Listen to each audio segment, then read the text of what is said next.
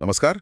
आज की चर्चा यूपीएससी उम्मीदवारों के लिए खासतौर पर जरूरी है। हाँ बिल्कुल। हम बात कर रहे हैं भारत के एक अहम आतंकवादी विरोधी अभियान की, ऑपरेशन सिंदूर। सही। ये न सिर्फ राष्ट्रीय सुरक्षा का मुद्दा है, बल्कि मेंस जीएस पेपर 3 और प्रीलिम्स दोनों के लिए बहुत महत्वपूर्ण हो सकता है। हाँ बिल्कुल। और देखिए, ये जो जानकारी है ये 7 मई 2025 की सरकारी प्रेस ब्रीफिंग पर आधारित है। हाँ। सोर्स है प्रोब। अच्छा। ये ब्रीफिंग दरअसल हुई थी 22 अप्रैल के पहलगाम हमले के बाद। काफी दुखद घटना थी, 26 जाने गई थी।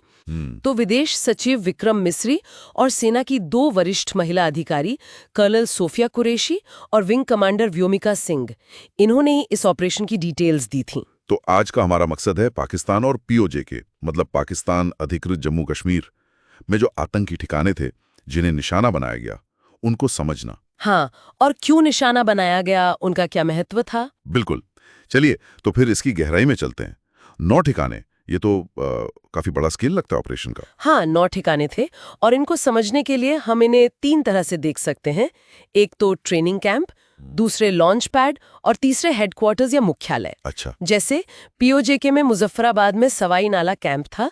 ये एलओसी मतलब नियंत्रण रेखा से करीब 30 किलोमीटर अंदर है। 30 किलोमीटर अंदर? हाँ, और ये लश्कर-ए तैयबा यानी एलईटी का एक बड़ा ट्रेनिंग सेंटर माना जाता था। अच्छा, लेठकी का।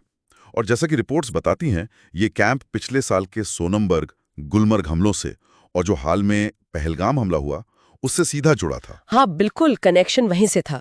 इसी तरह कोटली पीओजेके में ही गुलपुर ट्रेनिंग कैंप था। ओके। ये भी एलईटी का ही था। और राजौरी पुंछ में जो आतंकी वारदातें हुईं, जैसे अप्रैल 2023 का पुंछ हमला और जून 2024 की रियासी बस वाली घटना, हाँ हाँ। उससे इसका लिंक सामने आया है। तो ये सिर्फ ट्रेनिंग ही नहीं दे रहे थे, तो मतलब ये घुसपैठ में भी मदद करते थे, एक तरह से लॉन्च पैड की तरह। बिल्कुल बिल्कुल। जिसे भिम्बर पीओजेके में ही बरनाला कैंप, ये तो एलओसी से सिर्फ 9 किलोमीटर दूर था। बस 9 किलोमीटर? हाँ, एलईटी के लिए ये हथियार, आईईडी ट्रेनिंग और जो घुसपैठी होते हैं उनको भेजने का एक अड्डा था। यहाँ तक कि ड्रोन से हथियार भेजने की भी बात सामने आई है। अच्छा, ड्रोन से भी? हाँ, और कोटली में ही अब्बास कैंप भी था। ये भी एलईटी का ही था, फिदाइन दस्ता तैयार करने का सेंटर बताया गया। यानी एलईटी के कई अहम ठिकाने थे निशाने पर। हाँ। क्या दूसरे आतंकी गुटों के ठिकानों पर भी एक्शन हुआ? हाँ हाँ, ये सिर्फ एलईटी तक ही नहीं था। जैसे मुजफ्फराबाद में ही सैयदना बिलाल कैंप, ये जैश-ए-मोहम्मद मतलब जेएम का ठिकाना था। ओके, जेएम का भी। यहाँ भी वही हथियार चलाना, बम बनाना, इस सब की ट्रेनिंग दी जाती थी। और एक बात और, रिपोर्ट्स में ये भी जिक्र है कि पाकिस्तानी सेना के स्पेशल सर्विसेज ग्रुप एसएसजी भी यहाँ ट्रेनिंग देती थी। एसएसजी? हाँ। पाकिस्तानी सेना की? ये तो काफी गंभीर बात है, सीधा हाथ होने जैसा लगता है। बिल्कुल। और ये सब पीओजे में था? हाँ। क्या पाकिस्तान के अंदर भी कोई टारगेट था? हाँ बिल्कुल।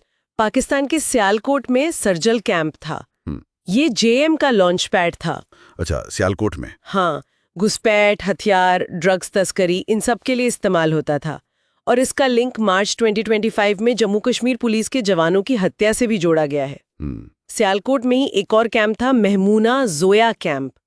ये हिजबुल मुजाहिदीन यानी एचएम का था। हिजबुल का? हाँ, कठुआ और डोडा में जो आतंकी गतिविधियां होती थीं, उनका कंट्रोल सेंटर था ये। और इसे 2016 के पठानकोट एयरबेस हमले से भी लिंक किया गया है। तो ट्रेनिंग कैंप हो गए, लॉन्च पैड हो गए, और फिर आते मुख्यालय मतलब हेडक्वार्टर्स। हाँ, इनका क्या रोल था? ये तो आप समझ लीजिए कि आतंकी गुटों के नर्व सेंटर जैसे थे। जैसे मुरिद के पाकिस्तान में एलईटी का हेडक्वार्टर मरकज तैयबा। मरकज तैयबा? हाँ, ये नाम तो 2008 के मुंबई हमलों से जुड़ा है। बिल्कुल। अजमल कसाब और डेविड हेडली जैसे आतंकियों की ट्रेनिंग यहीं हुई थी। और ये भी कहा जाता है कि इसे शुरुआत में उसामा बिन लादेन से भी फंडिंग मिली थी। और जेएम का हेडक्वार्टर? वो है बहावलपुर, पाकिस्तान में। मरकज सुभान अल्लाह, ये एक बहुत बड़ा कॉम्प्लेक्स है। अच्छा। जहां जेएम का सरगना मसूद अजहर रहता है। ये भर्ती, ट्रेनिंग, कट्टरता फैलाना, सबका मुख्य केंद्र है। सैटेलाइट तस्वीरों से तो ये भी पता चला है कि 2022 के बाद इसे और बड़ा किया गया है। और बड़ा किया गया है? हाँ। और एक ध्यान देने वाली बात यह है कि ये पाकिस्तानी सेना की जो 31 कोर है, उसके हेडक्वार्टर से ज्यादा दूर नहीं है। तो ये इसकी अहमियत और शायद इसे जो एक तरह की प्रोटेक्शन मिलती है उस तरफ इशारा करता है। तो अगर संक्षेप में कहें जी। तो ऑपरेशन सिंदूर पाकिस्तान और पीओजेके में फैले LAT, JM, HM जैसे गुटों के ट्रेनिंग कैंप, लॉन्च पैड और हेडक्वार्टर्स पर एक बहुत सोची समझी लक्षित कार्रवाई थी। हाँ, बिल्कुल। और ये सारे ठिकाने कश्मीर से लेकर मुंबई तक कई हमलों से जुड़े थे। सही कहा। और UPSC उम्मीदवारों के लिए, जैसा हमने शुरू में कहा, ये पूरा मामला भारत की सुरक्षा चुनौतियां, काउंटर टेररिज्म की रणनीति और जो क्षेत्रीय डायनामिक्स हैं उन्हें समझने के लिए बहुत जरूरी है। हाँ, GS पेपर 3 और प्रीलिम्स दोनों में इससे जुड़े सवाल बन सकते हैं। ये दिखाता है कि कैसे इंटेलिजेंस के आधार पर एकदम सटीक एक्शन लिया जाता है। बिल्कुल। तो यहाँ एक सवाल जरूर मन में आता है कि इस तरह के जो लक्षित सैन्य ऑपरेशन होते हैं उनका सीमा पार आतंकवाद की पूरी तस्वीर पर और इस इलाके की जो लॉन्ग टर्म स्टेबिलिटी है उस पर क्या असर पड़ेगा। ये सोचने वाली बात है। हाँ, बिल्कुल। और ये सारी जानकारी प्रोब द्वारा दिए गए स्रोतों पर आधारित थी। तो अगर सुनने वालों को ये चर्चा उपयोगी लगी तो कृपया लाइक और सब्सक्राइब करें। और अगर कोई और सवाल हो तो नीचे कमेंट्स में जरूर पूछें।